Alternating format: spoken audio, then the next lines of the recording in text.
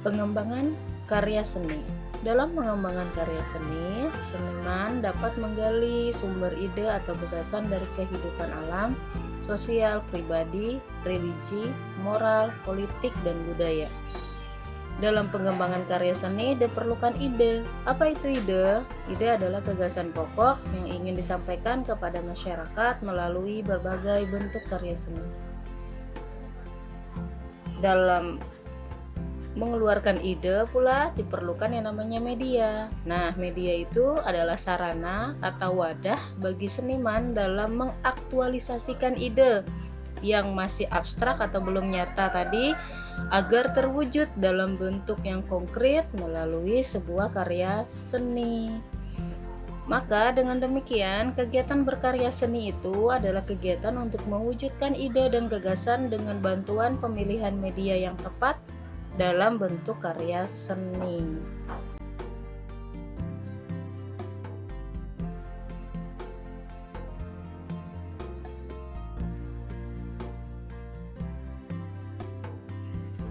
Karya seni yang kita buat juga harus indah dan estetis.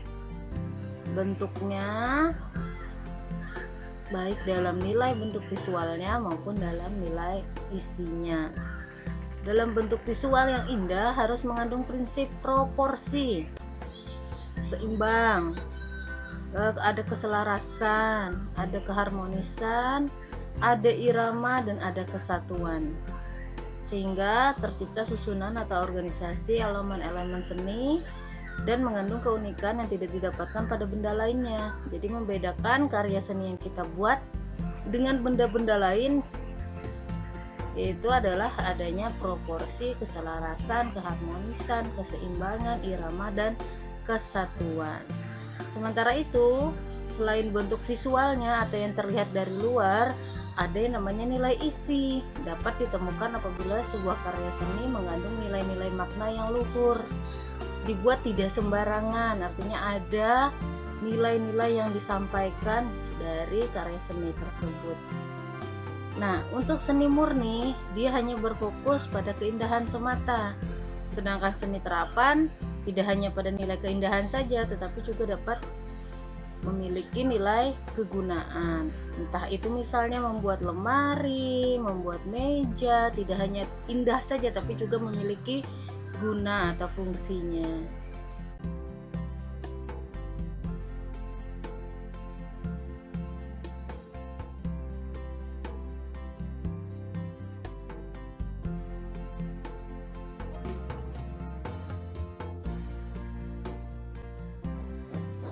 Dalam berkarya seni juga terdapat teknik yang harus dikuasai oleh seorang seniman.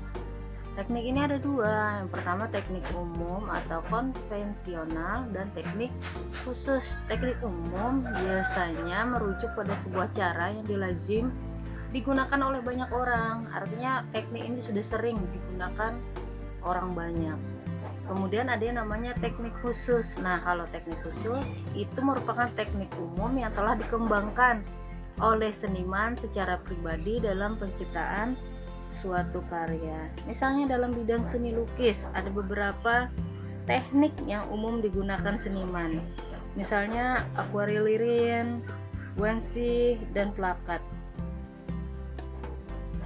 Atau dalam pembuatan karya seni 3 dimensi, teknik yang sering digunakan ada yang teknik anyaman, menyambung, menempel, mencetak, memahat, atau meniru, modeling.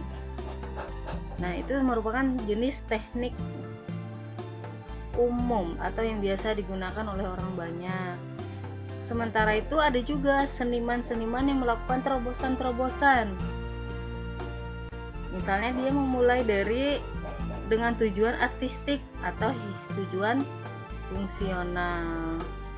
Tujuan artistik artinya tujuan mencampurkan alat dan bahan dengan teknik pembuatan yang tidak biasa.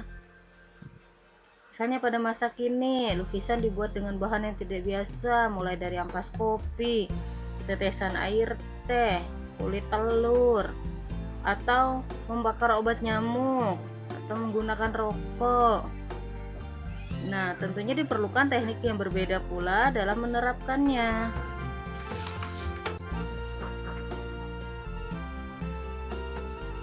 Tidak mungkin kan menggunakan obat nyamuk, teknik menggambarnya seperti menggunakan kuas. Nah, karena tekniknya, alatnya baru, pasti tekniknya juga berbeda. Sehingga hasil karya yang dihasilkan juga memiliki nuansa artistik dan keindahan yang berbeda juga. Seperti itu.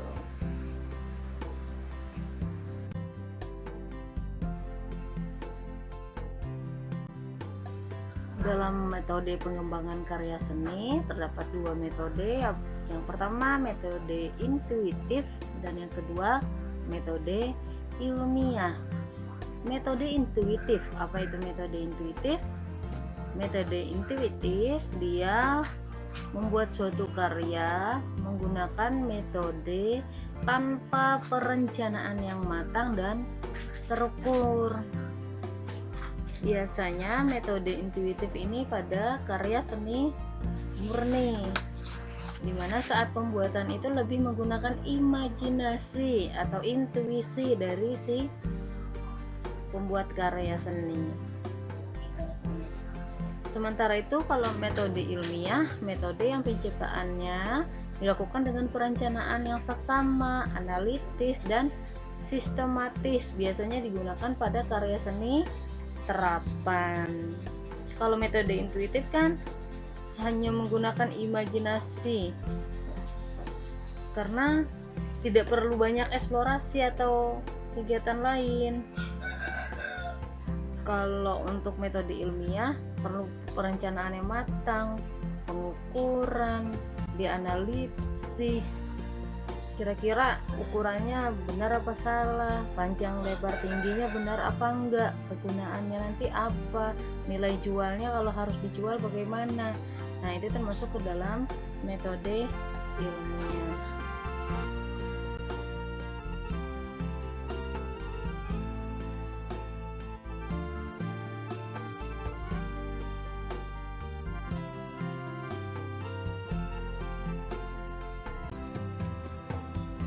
Menurut SP Gustami, dalam berkarya seni ada beberapa langkah-langkah, khususnya dalam metode ilmiah.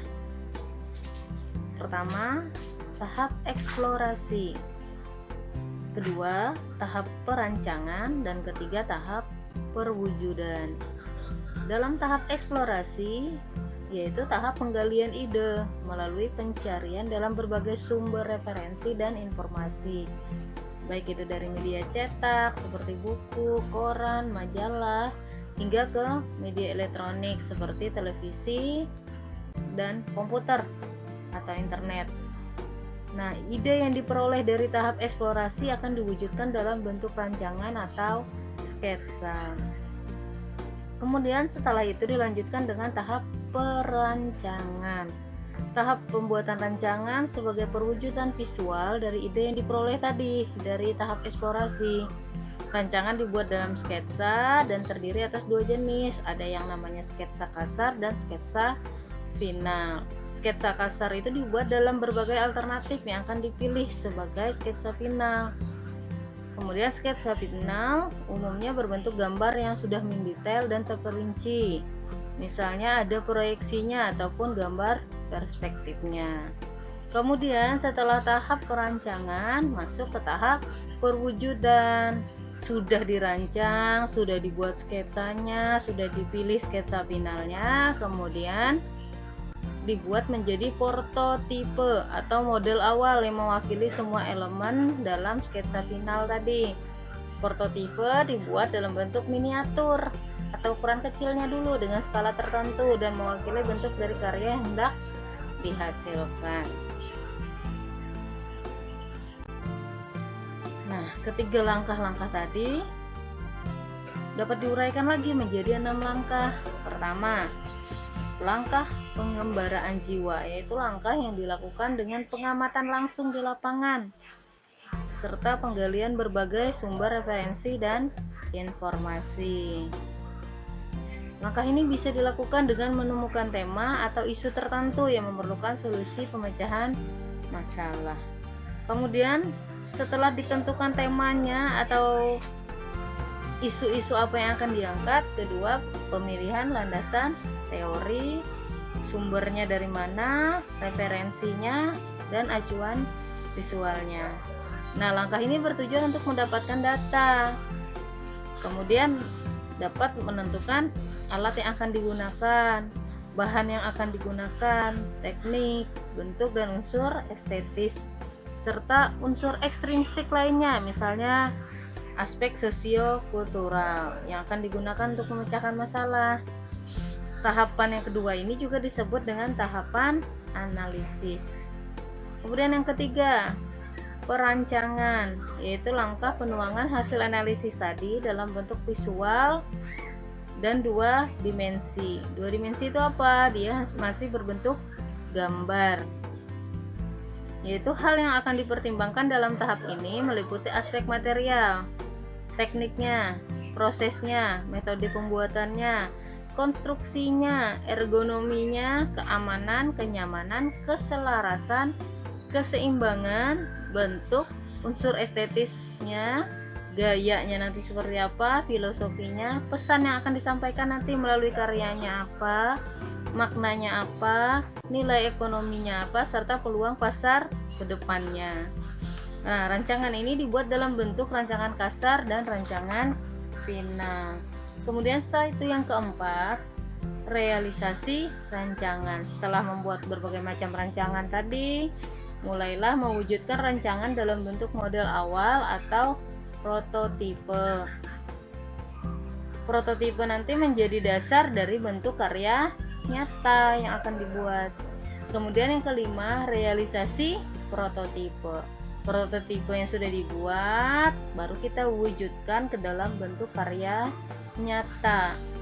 Karya yang telah selesai selanjutnya akan memasuki tahap finishing dan pengemasan. Kemudian keenam, evaluasi atau dinilai kembali atau berikan penilaian. Tahapan penilaian yang bertujuan mengetahui kualitas suatu karya. Evaluasi ini dapat dilakukan dalam bentuk pameran yang memicu timbulnya berbagai respon dari masyarakat. Nah, hal-hal yang dinilai dalam tahap evaluasi karya meliputi aspek fisik dan non-fisik. Aspek fisiknya meliputi bentuk dan fungsi karya dalam karya seni terapan. Sedangkan aspek non-fisiknya meliputi makna dan pesan yang akan disampaikan oleh seniman dalam karya yang bersangkutan.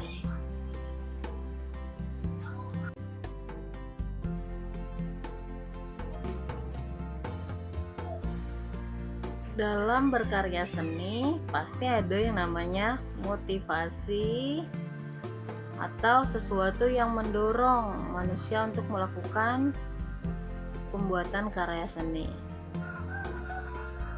Motivasi ini ada bermacam-macam. Yang pertama, motivasi komunikasi. Yang kedua, motivasi ekspresi. Ketiga, motivasi estetis. 4, motivasi praktis. 5, motivasi spiritual. Keenam, motivasi ekonomi. Dan ketujuh, motivasi sosial.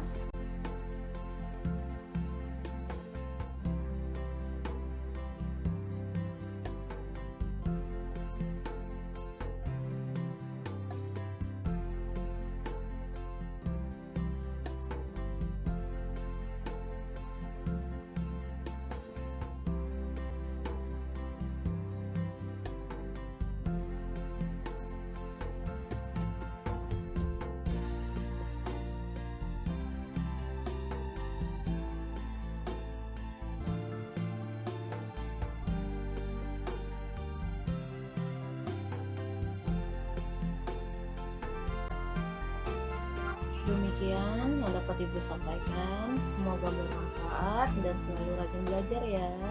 Assalamualaikum warahmatullahi wabarakatuh.